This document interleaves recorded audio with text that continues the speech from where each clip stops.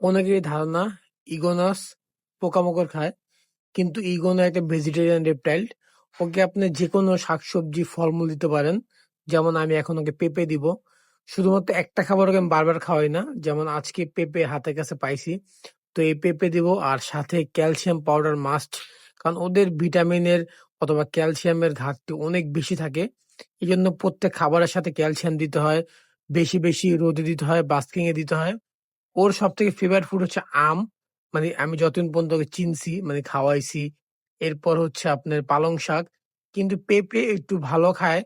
মানে ওকে মিষ্টি জাতীয় খাবার দিলে ও একদম চাওর সাথে খাইতে পারে। এছাড়া আপনি ওকে বিভিন্ন রকম শাকসবজি দিতে পারেন।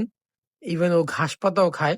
মানে ওর যখন যা মন চা খায়, বাট কিছু কিছু খাবার আছে যেগুলোকে দেওয়া একদম উচিত না। আমার মনে হয় যত সব রেপটাইলস আছে তার থেকে সব থেকে খাবারের কস্টিং কম ইগোনার। মানে আপনি আপনার ফ্রিজে যে রকমের ফল থাকুক না কেন, সবজি, এগুলো দিয়ে আপনি একটা ইগোনা ইজিলি পালতে পারবেন। ওরা খায় একটু বেশি, কিন্তু ওদের খাবারের যে টাইপটা, যে শাকসবজিটা, ওটা আপনার খুব কম খরচে পাইতে পারবেন। প্রতিদিন সর্বোচ্চ ওদের পিছিয়ে 10 থেকে 20 টাকার মতো খরচ যাবে।